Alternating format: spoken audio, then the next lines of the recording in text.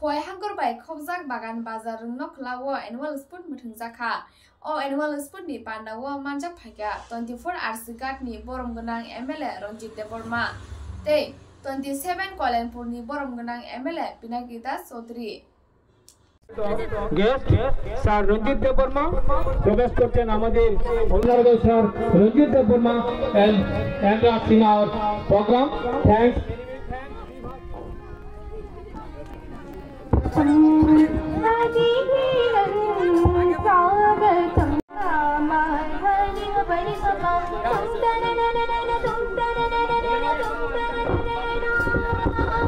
Social worker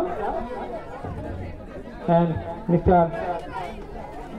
Mrs.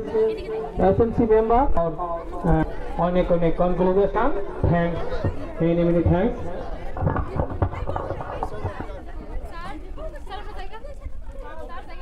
Hello. করা হচ্ছে আমাদের প্লে করতে উদ্বোধক অনারেবল উদ্বোধক স্যার রঞ্জিত দেববর্মা এবার প্রদীপ প্রজ্বলনের মাধ্যমে very well for our both honourable guest প্রদীপ প্রজ্বলনে আমাদের ফ্ল্যাগ উত্তোলন এবং প্রদীপ প্রজ্বলন করছেন আমাদের অতিথিবর্গ এবং উপস্থিত সমস্ত অতিথিবর্গ একত্রে সহযোগিতা করছেন।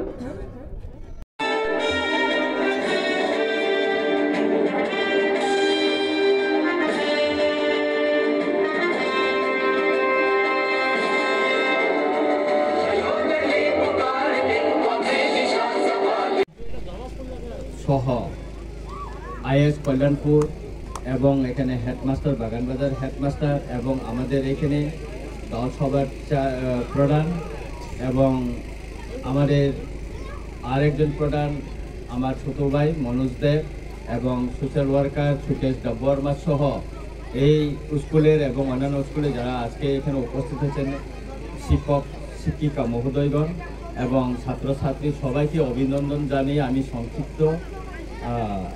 সংক্ষিপ্তভাবে আমার বক্তব্য আমি রাখবো। আমার আরেকটা প্রোগ্রাম আছে অনেক দূরে বিশ্রামগঞ্জে আমাকে যেতে হচ্ছে, সেজন্য আমি খুবই আনন্দিত আজকে যে এই অ্যানুয়াল স্পোর্টসে আমি এখানে উপস্থিত থাকতে পারি এবং আমাকে এখানে আসার জন্য আমন্ত্রণ করার জন্য স্কুল কর্তৃপক্ষকে আমি ধন্যবাদ জানাচ্ছি।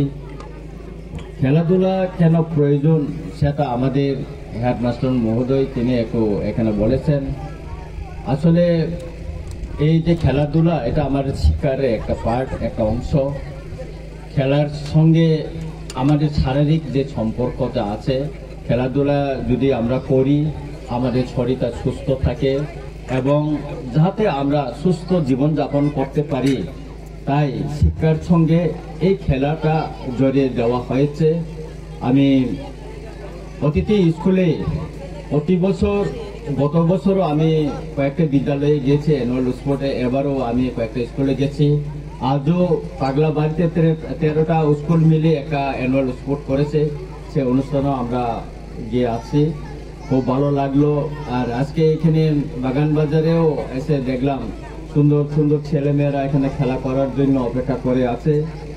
এইভাবে আমাদের এই সমাজে এখন যেভাবে ড্রাগস আমাদেরকে গ্রাস করতেছে, সেখান থেকে আমরা দূরে সরে আসার জন্য এই খেলাধুলাটা অনেক গুরুত্বপূর্ণ এবং সেই গুরুত্বপূর্ণ উপলব্ধি করে প্রতিটি স্কুলের কর্তৃপক্ষ এবং স্কুলের যারা দায়িত্বে আছেন ওনারা খেলাধুলাকে বেশি গুরুত্ব দিয়ে সামনে নিয়ে যেতে হবে এবং আমি আশা করি আগামী দিন এই খেলাটা আরও বেশি স্কুলে হোক, গ্রামে হোক, ক্লাবে হোক আমাদেরকে করতে হবে।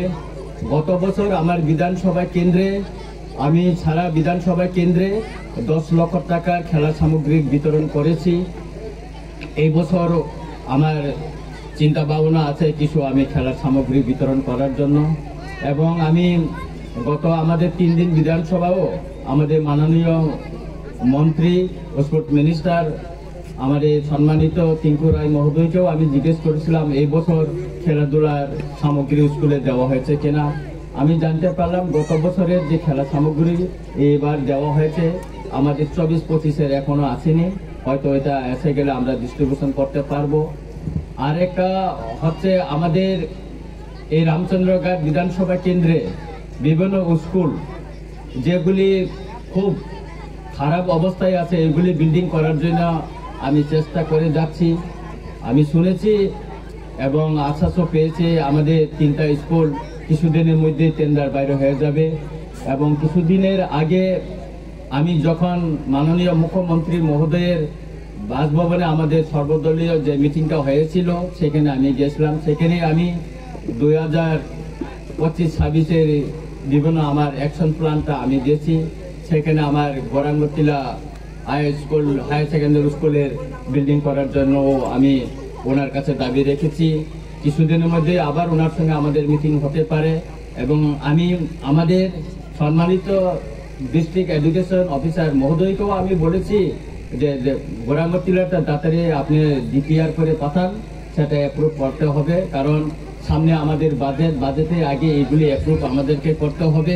আরও যদি আমাদের বিশেষ করে এই বাঙালি অধ্যুষিত এলাকা যেটা রামচন্দ্রঘাট এলাকায় যদি ওইরকম আমাদের যেটা নজরের বাইরে আছে ওইরকম যদি কিছু থাকে আপনারা আমার নজরে নিয়ে আসেন, আমাকে দেন এবং এই এলাকার কি সমস্যা বিধানসভায় উঠাইতে হবে সেগুলি আমাকে দেন। সামনে আমাদের বাজেট আছে, আমি সেখানে উঠাবো যাতে বাজেটের ভিতরে এই এলাকার উন্নয়নে টাকা বরাদ্দ রাখতে পারি।